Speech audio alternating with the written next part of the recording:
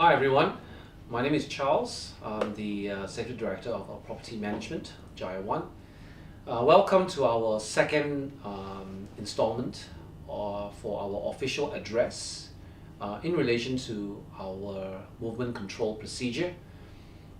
This broadcast is specifically to update all our occupants, residents with regards to some of the measures that we put in order to ensure a safe and a healthy environment for Jaya One. Based on our last announcement, we spoke about a 7-day cycle where we would use 7 days to receive feedbacks from our occupants and communities of Jaya One with respect to our movement control procedures. Since the last week, we have received more feedbacks, and we hope to be able to answer some of those feedbacks and some of the changes that we'll be putting in place from the following Monday onwards. First, let's go to announcement. I would just like to put out there that the school and the square is scheduled for soft opening since 13th of May. And we hope to soft open through this whole week, and we expect to fully open together with all its tenants by the Monday next week. And with this in place, there will be more or less a certain insistence that we insist that tenants will open within a certain time. And just to sort of let everyone know, the sort of opening hours for the school will be reduced as well. So here it is. For the school opening hours, it will be from 10 a.m. to 8 p.m. But tenants who can operate up to 10 p.m. can continue to do so. The square's opening hours will be revised from 10 a.m. to 10 p.m. The lights and the air conditioning, inside the school, lightings will be reduced substantially to about 30% or less in some areas. Aircons within the common areas or within what we call the walkways within the school will be switched off. But aircons providing to the tenants will be switched on until 8 p.m. For tenants in the square, lights will also be dimmed and reduced to 30% or less in some areas. The big fans that sits on top of the square will run from 10 a.m. to 10 p.m. and aircon supplying to the tenants in the square will be from 10 a.m. to 9 p.m. This would be the sort of a new norm for the time being with respect to the opening hours, and I guess we hope that we can open longer, but I guess we're still waiting to see how the public respond to this change. I'm going to now move on to in terms of the questions in terms of feedbacks that we received since our last announcement with respect to our MCP. With respect to this question, consultations, what we have learned in the past is one person's opinion doesn't necessarily reflect the opinion of others. We have previously used a dialogue which we conduct with the residents to essentially test some of the changes and policies that we put out there. And from the feedbacks that we get through dialogues, we're able to determine what can go through and what can't. Usually, we tend not to accept everything that's proposed and recommended from the dialogues. What we use it is just a gauge to see what may be acceptable or not. Even then, many of the times, whenever the suggestions that are brought up, if we choose to implement, we will still see feedbacks that or other people who may have opinions that should not be the case. What we do is this: whenever we put something in place, we receive feedbacks, and based on the feedbacks, we start to make tweaks, changes, etc., etc. As I've said in the last announcement, because this is not a permanent setting, and so what we tend to do is this: every week, whatever feedbacks that are coming in, we're going to put those changes in place with response based on the feedbacks that we're getting. As to whether we choose to accept or reject, it's really based on many factors. Many factors in terms of how and what we consider is realistic, whether they, from an operational standpoint, whether it's something that we can implement. Also considering other feedbacks. So for the residents, I do want to share with you that you have to see the work that goes on behind the scene. We do tend to tweak what we can get, and we have to see it from many different aspects of what people are saying.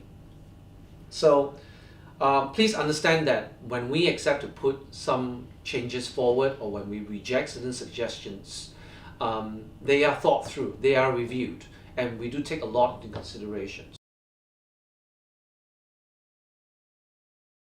For this question, I think there is no doubt that at some point we're going to reopen certain lifts. It could be J1 or J2 for the residents to use. It's just that at this point in time, we're not able to do so because, as I've said, the testing in terms of the queue and the number of people using those J1 and J2 lifts by the 129 officers, we're not sure how overwhelmed they will be. Judging from the test we have done this week, we realize that not everyone is back to work, and so we're not yet at a realistic point in time where we're able to actually see those queues forming. So it's not something that it's something that we can actually say that let's just open those lifts up, because our testings have not actually gone through the whole process.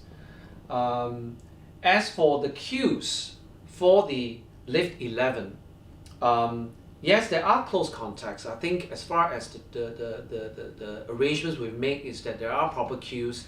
We are limiting 3 people to 1 lift. We put all those social distancing principles in place to mitigate and minimize those risks.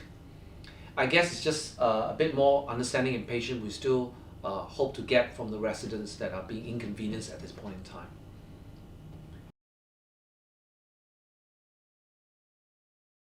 This one makes a lot of sense, so we think definitely we will put that into effect starting on the next week onwards.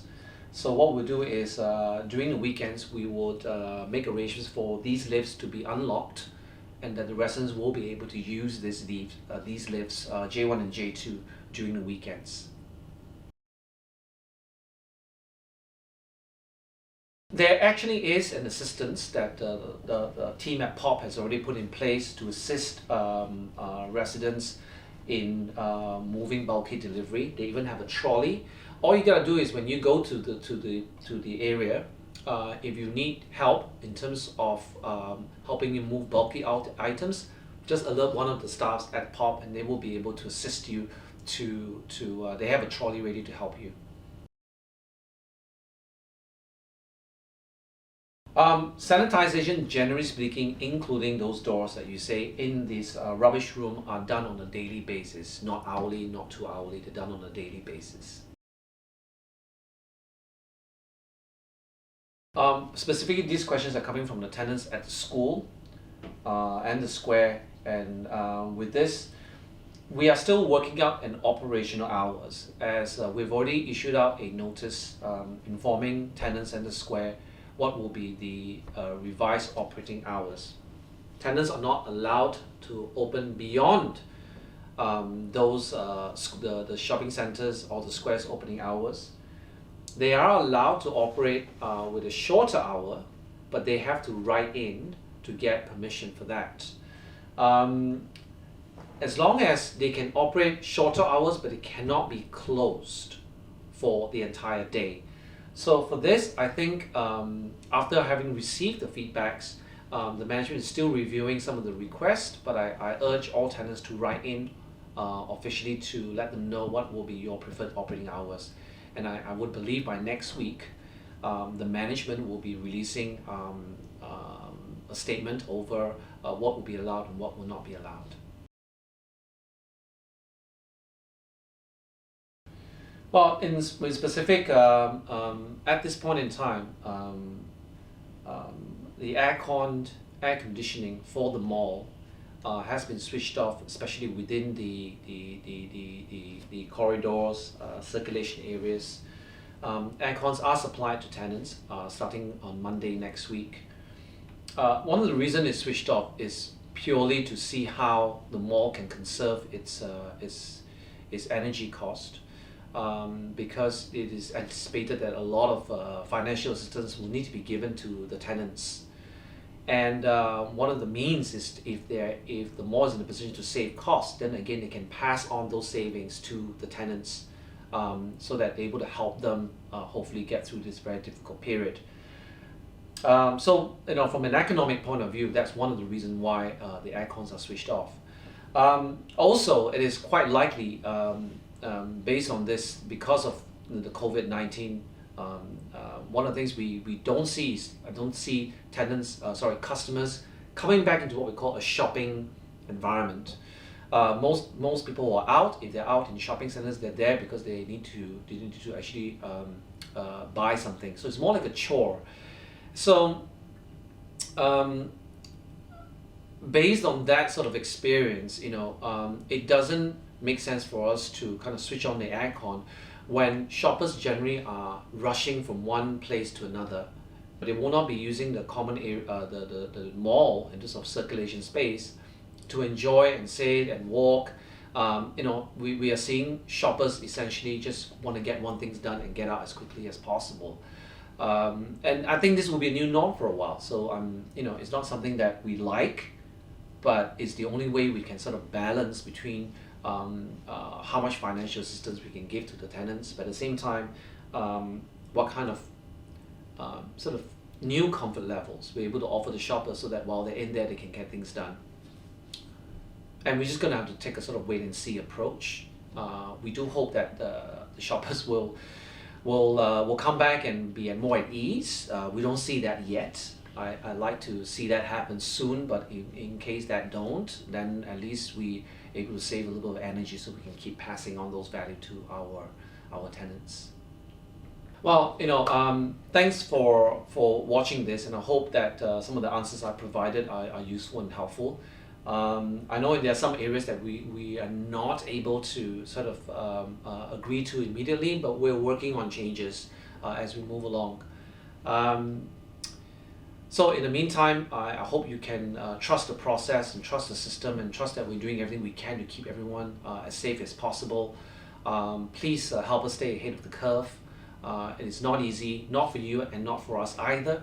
I do believe we're making progress. I do believe that we will be able to close some of those gaps and expectation gaps as we move further and further along the way. But it's going to take time. So we please continue to provide us your feedback. Please continue to give us suggestions on what changes that can happen, and we hope for the best. Thank you.